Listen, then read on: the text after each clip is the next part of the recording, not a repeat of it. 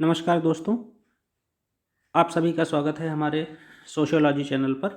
मित्रों, आप लोग हमारे चैनल को ज़्यादा से ज़्यादा सब्सक्राइब कीजिए, ज़्यादा से ज़्यादा शेयर कीजिए, जिससे हम जो भी वीडियो बनाते हैं वो आप सभी तक पहुंच जाए और उन लोगों तक भी पहुंचाइए जो लोग ये एग्ज़ाम दे रहे हैं। ये एग्ज़ाम जो लोग BA, MA या नेट की तैयारी कर रहे हैं, नेट या JRF की तैयारी कर रहे हैं, और जो लोग PGT, TGT, हायर एजुकेशन की तैयारी कर रहे हैं, एग्ज़ाम की तैयारी कर रहे हैं, वो लोग भी इसको देख सकते हैं। मित्रों, स्टार्ट करते हैं लेक्चर को। इसमें सबसे पहला कंसेप्ट है फैलाव का, स्प्रेड। ये कंसेप्ट दिया है MN श्रीनिवास के द्वारा। ये लेक्चर थोड़ा सा ज़्यादा लंबा हो सकता है, आप लोग इसको नोट करते ही चलिएगा। फैलाव का कंसेप्ट दिया MN श्रीनिवास ने। MN श्रीनिवास ने इसे हिंदू धर्म को इस 4 स्तरों पर समझाने की कोशिश की है, इसी फैलाव के सिद्धांत के हिसाब से। जैसे ये है भारत, तो इन्होंने पहला कहा है अखिल भारतीय स्तर पर, तो ये पूरे यानी संपूर्ण भारत के स्तर पर। फिर प्रायद्वीपीय स्तर पर कहा गया है, तो जैसे ये भाग है प्रायद्वीपीय स्तर पर, मतलब एक बड़े बृहद भाग के स्तर पर। फिर प्रादेशिक स्तर पर, यानी एक तरीके से एक प्रदेश के स्तर पर। और उसके बाद कहा गया स्थानीय स्तर पर, यानी कि दिल्ली, मुंबई के अंदर जो है, महाराष्ट्र के अंदर मुंबई। तो ये पूरा जो है एक भाग होगा। तो कह रहे हैं इस तरीके से हिंदू धर्म को हम समझ सकते हैं, मतलब फ्रॉम टू लोकल टू जो है नेशन लेवल पर। आगे बढ़ते हैं, अगले कंसेप्ट पर आते हैं। ये कंसेप्ट भी इन्हीं का दिया हुआ है, लौकिकीकरण। MN श्रीनिवास का कंसेप्ट है। अब ये है क्या, इसमें जब व्यक्ति धर्मांध कम हो जाता है, मतलब एक तरीके से रिजिडिटी कम हो जाती है और तार्किकता अधिक हो जाती है, तो उसे हम लौकिकीकरण कहते हैं। एक तरीके से तार्किकता, धार्मिक रूढ़िवाद की जगह तार्किकता का नाम लौकिकीकरण कहलाता है। मित्रों, MN श्रीनिवास ने एक कंसेप्ट और दिया था, उसे कहते हैं वोट बैंक का सिद्धांत। ये भी कई बार पूछा गया है, तो आप लोग इसे याद रख लीजिएगा। वोट बैंक का सिद्धांत MN श्रीनिवास का दिया हुआ है। आगे बढ़ते हैं, अगला कंसेप्ट है गुट समूह। ये कंसेप्ट दिया हुआ है ऑस्कर लेविस का, उन्होंने रामपुरा का अध्ययन किया था। तो गुट समूहों को इन्होंने इस तरीके से बताया है कि इसको नातेदारी संबंध के आधार पर बताने की कोशिश की है। नातेदारी संबंध के आधार पर कहने का आशय है, यहाँ पर एक शब्द लिखा है संधि, नातेदारी संधि के आधार पर। तो संधि का मतलब है कि जैसे भाई की बहन किसी की पत्नी होती है, तो और पत्नी होती है, तो वो जो पति महोदय हैं वो पत्नी का ध्यान रखेंगे, यानी भाई की बहन का ध्यान रखेंगे। कुछ इस तरीके से आप इसे समझ सकते हैं। फिर अगला कंसेप्ट है, आगे रेमंड फर्थ ने इस तरीके से बताया है। उन्होंने कहा कि गुट राजनीतिक समूहों एवं राजनीतिक उद्देश्यों हेतु कार्य करते हैं। बिल्कुल सही बात है कि गुट सदैव राजनीतिक समूहों, राजनीतिक उद्देश्यों के लिए कार्य करते हैं। डायरेक्ट पूछा गया है, ऐसे ही कोटेशन आएगी। बिल्स क्या कहते हैं? बिल्स कहते हैं कि गुट संघर्ष, दबाव, तनाव का परिणाम है। गुट जो होते हैं वो संघर्ष, दबाव, तनाव का परिणाम होते हैं। निकोलसन के बारे में बात करते हैं। निकोलसन क्या कहते हैं? गुट संघर्ष समूह है। गुट सदैव संघर्ष जब होता है तो दो गुटों का निर्माण होता है, 1, 2, 3 या अधिक गुट बन सकते हैं। आगे AC मेयर का क्या कहना है? AC मेयर कहते हैं गुट बेसिकली अर्ध समूह होते हैं। ये कई बार पूछा गया है, गुट अर्ध समूह होते हैं, क्योंकि ये इनमें समूह के सभी लक्षण नहीं पाए जाते, सभी लक्षण समूह के इनमें नहीं पाए जाते, लेकिन ये फिलहाल बनते तो हैं ही। एंथोनी कार्टर का कहना है कि गुट के स्थान पर मैत्री समूह, मतलब जो गुट बनते हैं तो उनको मैत्री समूह कहते हैं। समझाने की कोशिश करते हैं। जैसे मान लो एक गुट बना है जो मान लो छात्र आंदोलनों से जुड़ा हुआ है या किसान आंदोलनों से जुड़ा हुआ है, तो वो एक समूह गुट बनता है, तो उस कहीं ना कहीं उनमें मैत्री इस तरीके से हो जाती है, क्योंकि उनके उद्देश्य एक होते हैं, उनके लक्ष्य एक होते हैं। तो इस तरीके से एंथोनी कार्टर ने बताने की कोशिश की है। अब बात करते हैं कुछ अवधारणाओं पर, जिसमें पहला है एक्शन सेट की अवधारणा।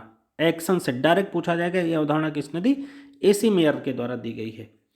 दूसरा है गरीबी की संस्कृति, ये ऑस्कर लेविस का दिया हुआ सिद्धांत है। अब ऑस्कर लेविस गरीबी की संस्कृति ऐसे है कि जैसे गांव में कई युवा हैं जो गरीब हैं और चौराहे पर पान की दुकान, गांव के किनारे पान की दुकान पर खड़े रहते हैं, तो उनको कहते हैं कि ये लोग गरीबी की संस्कृति का शिकार हैं और अपने आप में मस्त रहते हैं, खुश रहते हैं। अगला कंसेप्ट है ग्राम में सर्वदेशीयता। इसको भी ऑस्कर लेविस ने ही दिया है। ठीक है, कि एक विलेज है, वहाँ पर लोकल स्तर पर सभी चीज़ें अवेलेबिलिटी है, मतलब सभी, वो एक तरीके से संपूर्णता में जीवन जीते हैं, तो वो उसी को सर्वदेशीयता कहते हैं। फिर आधुनिकीकरण का जो सिद्धांत है ये लर्नर ने दिया है। ये अवधारणा जो है लर्नर के द्वारा दी गई है, ये याद रखिएगा, पूछा जाता है। पवित्र और प्रदूषण की अवधारणा, सिगरेट और प्रोफेन की अवधारणा, ये लुई ड्यूमा के द्वारा दी गई है, याद रहना चाहिए, बहुत बार पूछा जाता है। फिर ये नाम जो लिखा है छत्रीकरण, ये S.E. श्रीवास्तव एकदम सही लिखा है। S.E. श्रीवास्तव ने छत्रीकरण की अवधारणा दी है। आगे बढ़ते मित्रों, गांव के सिद्धांत पर आते हैं। तो गांव में देखते हैं कि इसके कुछ प्रकार। पहला है इरावती कर्वे के अनुसार। इरावती कर्वे 3 प्रकार बताते हैं। पहला है समूह गांव होता है, फिर उसके बाद होता है गुच्छेदार गांव होते हैं, फिर पंक्तिनुमा गांव होते हैं। बिल्कुल, यानी एक समूह में गांवों का निर्माण होता चला गया, एक क्षेत्र में ऐसे ऐसे गांव बस गए। फिर गुच्छेदार गांव, मतलब कुछ गांव ऐसे ऐसे बने, कुछ गांव ऐसे ऐसे बने, कुछ गांव ऐसे ऐसे बनते चले गए। फिर पंक्तिनुमा, यानी एक क्रम से गांव बन रहे हैं, इधर गांव हैं, इधर गांव हैं, ऐसे ऐसे करके। गिलिन एंड गिलिन इसे किस तरह से देखते हैं? गिलिन 4 प्रकार बताते हैं। पहला है कृषि व्यवसाय आधारित गांव होते हैं, दूसरा कृषि नहीं करने वाले गांव भी होते हैं, तीसरा औद्योगिक गांव भी होते हैं, इंडस्ट्रियल विलेज जिन्हें कहा जाता है, और चौथा उपनगरीय गांव होते हैं। मतलब ऐसे बहुत से गांव होते हैं जहां का मुख्य व्यवसाय कृषि है। बहुत से गांव ऐसे होते हैं, जैसे मान लो दिल्ली के किनारे बसे जो गांव हैं, जाहिर सी बात है उनमें कृषि मुख्य व्यवसाय उस मात्रा में नहीं है। और जैसे ग्रेटर नोएडा के आसपास के जो गांव हैं वो धीरे धीरे तब्दील हो रहे हैं इंडस्ट्रियल विलेज की तरह से, और या बेंगलुरु के आसपास, और या कानपुर के एकदम आसपास। और उपनगरीय गांव यानी जो छोटे छोटे जो नगरों के किनारे जो छोटे छोटे विलेज डेवलप हो रहे हैं, उनको इस तरीके से बताने की कोशिश की गई है। आगे बर्डन पैबल 2 प्रकार बताते हैं। वो कहते हैं रैयतवाड़ी गांव और संयुक्त गांव। रैयतवाड़ी महालवाड़ी प्रथा अंग्रेजों ने प्रारंभ की थी, और इसको इस तरीके से परिलक्षित किया जाता है। रैयत का मतलब है एक तरीके से जो राजा या रानी के प्रति अगाध श्रद्धा रखना, उन्हीं को, मतलब एक तरीके से जैसे अभी सिंचाई कर या तमाम प्रकार के कर दिए जाते हैं, उसी प्रकार रैयत दी जाती थी, तो उनको एक तरीके से टैक्स प्रोवाइड करना। और संयुक्त गांव मतलब कई गांवों का मिला जुला स्वरूप। आगे देखते हैं सोरोकिन के शब्दों में। सोरोकिन ने इसे कैसे बताया? सोरोकिन इसे बताते हैं, कहते हैं घरों के संगठन के आधार पर बताते हैं और भूमि स्वामित्व के आधार पर बताते हैं। 2 आधार पर जो है गांव को बताते हैं, घरों के संगठन के आधार पर और स्वामित्व के आधार पर। आगे बात करते हैं मित्रों S.C. दुबे के अनुसार।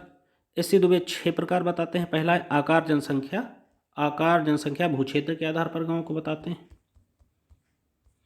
फिर वो प्रजाति तत्वों के आधार पर बताते हैं। प्रजाति का मतलब होता है रेस, यानी कि किस नस्ल के लोग एक समूह में या एक गांव में रहते हैं, तो उस आधार पर भी ऑस्ट्रोलायड, प्रोतो ऑस्ट्रोलायड, मंगोलायड इत्यादि।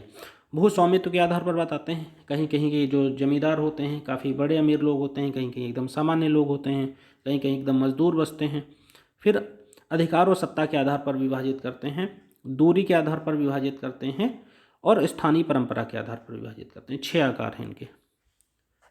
आगे बढ़ते हैं मित्रों बजरा चौहान।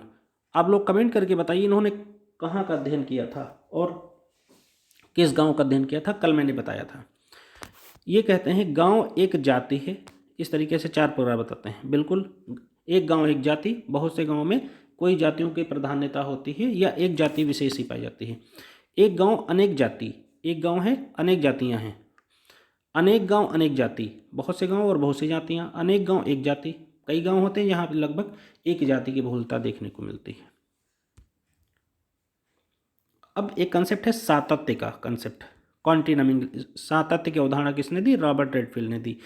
इसको इंग्लिश में कॉन्टिनम कहते हैं। इसका मतलब है कि जैसे ये है सिटी और ये है विलेज, तो उसके बीच का जो क्षेत्र है ये सातत्य होगा। इसे कहा जाता है कस्बा। जैसे मैंने बताया था कि जहाँ ग्राम और शहर दोनों की विशेषताएं पाई जाएं, वही होता है सातत्य। आगे बात करते हैं मित्रों एफ.जी. बेली के शब्दों में। एफ.जी. बेली ये दो प्रकार से बताते हैं, खंडित एकजुटता के आधार पर और जैविक एकजुटता के आधार पर। दो प्रकार से इसे जस्टिफाई करते हैं, खंडित एकजुटता और जैविक एकजुटता के आधार पर। आगे बात करते हैं मित्रों एन.के. बोस के संदर्भ में। ये जुआंग उड़ीसा का अध्ययन करते हैं और जनजाति जाति सातत्यता के बारे में बताते हैं। ये कंसेप्ट बहुत बार पूछा गया है कि जनजाति जाति सातत्यता की बात किसने की है, तो एन.के. बोस ने। इनके शिष्य थे सुरजीत सिन्हा। अभी है ये क्या बोला, इसके बारे में जानते हैं। तो जैसे मान लो ये कि यहाँ है, ये ट्राइबल्स रहते हैं और यहाँ पर मतलब कम्युनिटीज़ रहती हैं, गांव हैं, विलेज हैं। तो इनके बीच में भी कई प्रकार का इंटरेक्शन है। जैसे मान लो कि लखीमपुर खीरी की थारू जनजाति है और वो गांव में एकदम मूल रूप से नहीं रहती, या अन्य कई जनजातियां हैं जो, लेकिन वो गांव के आसपास रहती हैं, तो उनके कई प्रभाव इन पर मिलते हैं। जैसे ताड़ी पीना गांव के लोगों की भी विशेषता है और गांव के जो लोगों की संस्कृति को वो जनजातियां भी अपनाने लग गई हैं। तो इस तरीके से इसे देखा जाना चाहिए।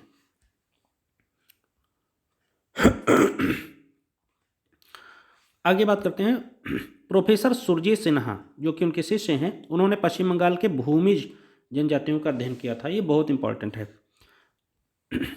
आगे बात करते हैं जनजातीकरण की अवधारणा। तो ये S.L. कालिया ने कंसेप्ट दिया है जनजातीकरण की अवधारणा, और इन्होंने जौनसारी जनजाति का अध्ययन किया है। जौनसारी जनजाति का अध्ययन कहते हैं। अभी होता क्या है जनजातीकरण, मतलब किसी सामान्य मानव समुदाय द्वारा जनजातियों के रीति रिवाजों, कर्मकांडों और विश्वासों को अपनाने की प्रक्रिया जनजातीकरण है। जैसे टैबू पूजा पद्धति उनकी अपनाना, जैसे उनके जैसे एथनिक कल्चर अपनाना, एथनिक पहनावा, खाना, शराब की जगह ताड़ी पीना, ये क्या होगा, जनजातीकरण होगा धीरे धीरे। भद्रलोक यानी नोबल सेवेज की अवधारणा किसने दी, ये दी है रूसों ने। यानी भद्रलोक नोबेल मतलब उनको कहा जाता है जो कुलीन होते हैं, जो बहुत ही मतलब कह सकते हो सम्मानी पैसे वाले ऐसे लोग होते हैं, उनको भद्रलोक कहा जाता है, नोबेल सेवेज। अब बात करते हैं कस्बा।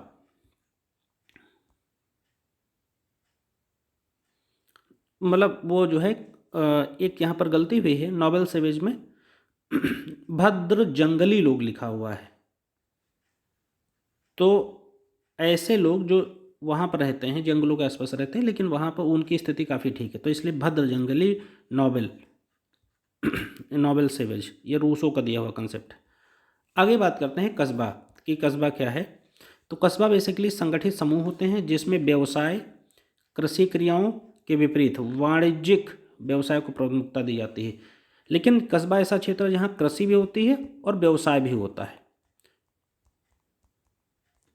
लेकिन कृषि को कम महत्व दिया जाता है, लेस देन 25%, और व्यवसाय ही ज़्यादा रहता है।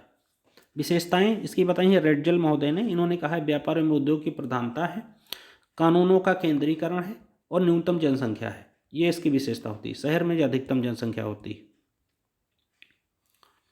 फिर बात करते हैं मित्रों नगर के बारे में। तो नगर का कंसेप्ट जो है सबसे पहले दिया था रॉबर्ट पार्क ने अपनी पुस्तक द सिटी में, और ये नगरीय समाजशास्त्र के पिता कहे जाते हैं। बहुत इंपॉर्टेंट है, नगरीय समाजशास्त्र के पिता माने जाते हैं।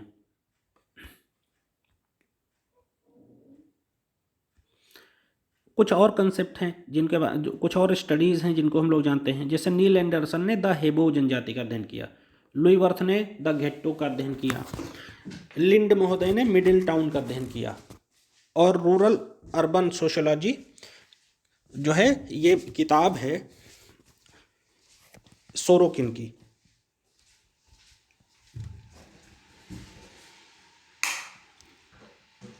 आगे बात करते हैं मित्रों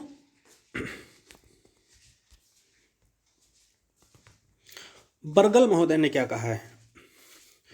हम उस नगर को बस्ती कहेंगे जहां कृषि कार्यों के अतिरिक्त व्यवसाय किया जाता है। सारे लोग लगभग एक जैसी बात करते हैं, कृषि कार्यों के अतिरिक्त व्यवसाय किया जाता है। विशेषताएं इसकी अनामता, एनोनिमिटी, मकानहीनता, घर न हो, वर्ग अतिवाद जहां वर्गीय व्यवस्था बहुत ज़्यादा हो, मालिक और मजदूर वाली, और सामाजिक विजातीयता हो, सोशल हेट्रोजेनिटी हो, मतलब सामाजिक तौर पर विभाजन हो, यानी कि मजदूर हैं नीचे वर्ग के हैं, ये पूंजीपति ऊपर उच्च वर्ग के हैं या उच्च जाति के हैं या निम्न जाति के, इस तरीके से। फिर सामाजिक दूरी भी पाई जाती है, यानी कि अलग अलग, जैसे पता लगा ये एक नगर है, यहाँ उच्च वर्ग के लोग रहते हैं, उसका एक किनारा है, यहाँ निम्न वर्ग के लोग रहते हैं, या यहाँ पर बस्ती के लोग रहते हैं, झुग्गी झोपड़ी वाले। फिर ऊर्जा एवं गति, ये सब चीज़ें देखने को मिलती, तो इनकी विशेषताएं हैं ये। यानी कहते हैं हम उस नगर को बस्ती कहेंगे जहाँ कृषि कार्यों के अतिरिक्त व्यवसाय किया जाता है। तो यहाँ अनामता, मकानहीनता, वर्गतिवाद, सामाजिक विजातीयता, सामाजिक सजातीयता का मतलब होता है जहाँ सब लोग साथ साथ रहें, इत्यादि पाए जाते हैं। आगे बात करते हैं नगरों के वर्गीकरण के बारे में, बहुत इंटरेस्टिंग है ये। इसमें मैकेंजी कुछ बातें कहते हैं, जैसे कहते हैं प्राथमिक कार्य नगर की बात करते हैं, फिर वाणिज्यिक नगर की बात करते हैं, फिर औद्योगिक नगर की बात करते हैं, फिर मनोरंजक नगर और शिक्षा नगर की बात करते हैं। ये 4 प्रकार के क्लासिफिकेशन हैं, प्राथमिक कार्य नगर, वाणिज्यिक नगर, औद्योगिक नगर और मनोरंजन नगर और शिक्षा नगर की बात करते हैं। 4 वर्गीकरण हैं इनके, इनको ज़्यादा एक्सप्लेन करने की जरूरत नहीं है, एज इट इज़ इनको नोट करना है, याद करना है। मम्फोर्ड महोदय ने ये सब चीज़ें पूछी जाती हैं और यहाँ से प्रश्न गलत होते हैं, इसलिए ध्यान से रखिएगा। इनकी कुछ बुक्स हैं, कल्चर ऑफ सिटीज़, ये एक इनकी बुक है, और दूसरी बुक है the city of history, culture of cities, और दूसरी पुस्तक है द सिटी ऑफ हिस्ट्री। ये 2 इनकी बुक्स हैं, इनको याद रखिएगा। और इन्होंने कुछ नगर बताए हैं, जैसे मध्यकालीन नगर, जैसे अनुवस्थित नगर, औद्योगिक नगर, विराट नगर, मल्टी जिनको कहा जाता है मेट्रोपॉलिटन सिटी, इंडस्ट्रियल सिटी, है ना। तो ये सब जो है व्याख्याएं हैं। होस्लिड्स कहते हैं 4, इनकी भी कुछ व्याख्याएं हैं 2 प्रकार से। ये प्रव्रजक नगर और परजीवी नगर कहते हैं, जहाँ एक तरीके से लोग जाकर काम करते हैं, उस तरीके की व्याख्याएं ये होस्लिड करते हैं। फिर रॉबर्ट रेडफील्ड और मिल्टन सिंगर की भी कुछ व्याख्याएं हैं, जैसे ये नियमित विकसित नगर और विषय विकसित नगर कहते हैं, यानी जो रेगुलर नगरों का विकास होता चला जाता है औद्योगिक किनारे, और विषय विकसित नगर का मतलब है स्पेसिफिक काम के लिए वहाँ पर नगरीकरण किया जाता है, उसे कहा जाता है। ज़ोबर्ग महोदय क्या कह रहे हैं? ज़ोबर्ग महोदय कहते हैं 3 प्रकार के क्लासिफिकेशन हैं इनके। पहला है पूर्व शिक्षित नगर, दूसरा है पूर्व औद्योगिक नगर, फिर है औद्योगिक नगर। 3 प्रकार के क्लासिफिकेशन। अब ये पूर्व शिक्षित नगर है क्या, जैसे या पूर्व औद्योगिक नगर है क्या, जैसे इंडस्ट्रियलाइजेशन कहीं धीरे धीरे शुरू होता है, जैसे मान लो ग्रेटर नोएडा है, तो ये एक तरीके से दिल्ली के पास है, तो धीरे धीरे यहाँ से जो है ये दिल्ली का प्रभाव यहाँ इंडस्ट्रियलाइजेशन कर रहा है, लेकिन धीरे धीरे उसका और विकास होता चला गया। तो ये पहले से इंडस्ट्रियलाइजेशन का एक सेमी इफेक्ट यहाँ पर देखने को मिलता रहा है। इस तरीके की बातें कही गई हैं ज़ोबर्ग के द्वारा। आगे बढ़ते हैं मित्रों, क्वीन के बारे में बात करते हैं। क्वीन एम थॉमस, ये इनकी किताब है द सिटी, याद रखिएगा। द सिटी रॉबर्ट पार की बुक है, मैक्स वेबर की बुक है, क्वीन एम थॉमस की बुक है, कई लोगों ने लिखी इस नाम से बुक, तो जो ऑप्शन में होगा उस हिसाब से टिक करिएगा। फिर टर्नर कहते हैं द ग्रेट कल्चर ट्रेडिशन, ये इनके नाम ये बुक है the great culture tradition. Lewis Mumford का कहना है अधिकांश नगर अदृश्य हैं, जो दिखाई नहीं देते, लुई मम्फोर्ड कहते हैं। और ये 6 अवस्थाएं इसकी वो देखते हैं, पहला गांव होता है, फिर कस्बा होता है, फिर नगर बनता है, फिर महानगर है, फिर विराट नगर है, फिर मृत नगर है, एक तरीके से। और अब दुनिया इसी प्रकार के नगरों में तब्दील होती चली जा रही, जो कि इतनी ज़्यादा परेशानियां शहरों में हैं।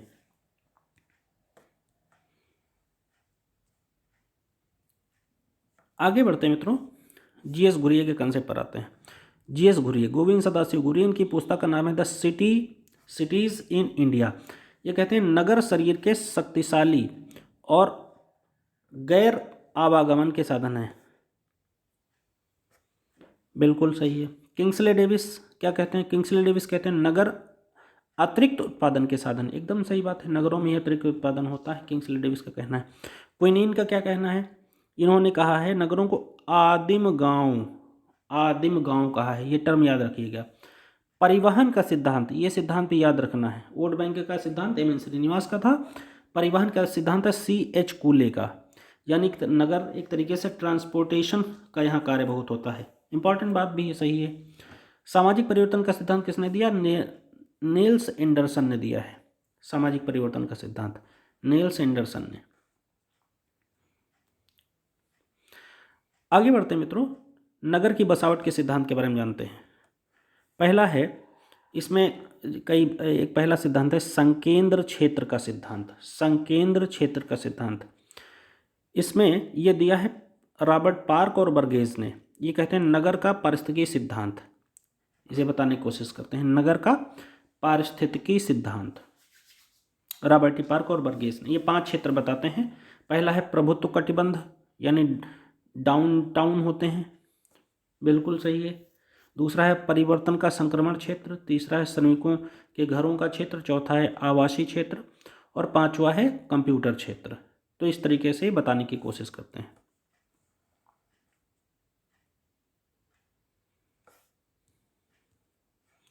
वृत्तखंड सिद्धांत होमर हायट का दिया हुआ है। वृत्तखंड सिद्धांत होमर हायट का दिया हुआ है। फिर प्राकृतिक क्षेत्र का सिद्धांत जोरबाग, बर्गेस, पी हॉट, इन 3 लोगों ने इस सिद्धांत को मिलकर दिया है, प्राकृतिक क्षेत्र का सिद्धांत। अगला नगरीय बसाव का ढांचा, ये कंसेप्ट दिया है रीमर ने, इनकी बुक है मॉडर्न सिटी। नगरीय बसाव का सिद्धांत रीमर का दिया हुआ है, किताब का नाम है मॉडर्न सिटी। अगला हर्ड महोदय, इन्होंने तारा सिद्धांत दिया है। तारा सिद्धांत ये नगर विकास की कुछ अवस्थाएं बताते हैं।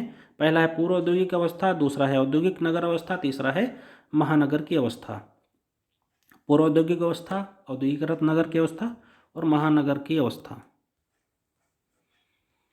अब कुछ और सिद्धांत हैं जिनको आपको डायरेक्ट याद रखना है, जैसे नगरीकरण के बारे में सबसे ज़्यादा लुई वर्थ ने कहा है। ये कंसेप्ट इनका दिया है। नगरीकरण का सिद्धांत किसने दिया? लुई वर्थ ने। नगरीयता का सिद्धांत भी इन्होंने लुई वर्थ ने दिया। मलिन बस्ती यानी स्लम्बर से उत्पन्न होती हैं, ये स्लम्बर शब्द से उत्पन्न होती हैं, ये याद रखना है। डेविड हंटर ने क्या किया है? बस्तियां शहरों का कैंसर हैं, पूछा गया है बस्तियां शहरों का कैंसर किसने कहा? जवाब है डेविड हंटर। फिर नगरों को रॉबर्ट टी पार्क ने पतनोन्मुख क्षेत्र कहा, जो धीरे धीरे पतन की तरफ बढ़ रहे हैं। लुई वर्थ ने तो इनको जो है घेट्टो कहा है, बस्तियों को घेट्टो कहा है। और लुई वर्थ ने उपनगर का सिद्धांत भी दिया है। सब सिटी का कंसेप्ट भी लुई वर्थ ने दिया है, ये याद रखना है। और कुछ सिद्धांत हैं, जैसे उपनगरीय क्षेत्र का सिद्धांत। उपनगरीय क्षेत्र का सिद्धांत भी लुई वर्थ का दिया हुआ है। उपनगरीय समूहन का सिद्धांत पैट्रिक गेट्स का दिया हुआ है। ग्राम्य नगरीय सातत्य का सिद्धांत सोरोकिन का दिया हुआ है। और ग्राम्य नगरीय सातत्य बता चुके हैं। ग्राम्य नगरीकरण गाल्पिन का दिया हुआ सिद्धांत है। अनुगामी कस्बा ग्राहम टेलर का दिया हुआ कंसेप्ट है। महानगरी गांव पाहल का दिया हुआ कंसेप्ट है। पृष्ठ प्रदेश का सिद्धांत P.H. ग्रीन का दिया हुआ कंसेप्ट है। Satellite town H.A. टेलर का दिया हुआ कंसेप्ट है। नगरों का कृषिकरण ये हॉल का दिया हुआ कंसेप्ट है। मेट्रोपॉलिटन ये ग्लैब का दिया हुआ कंसेप्ट है। मिश्रित नगर ग्रीस्ट का दिया हुआ कंसेप्ट है।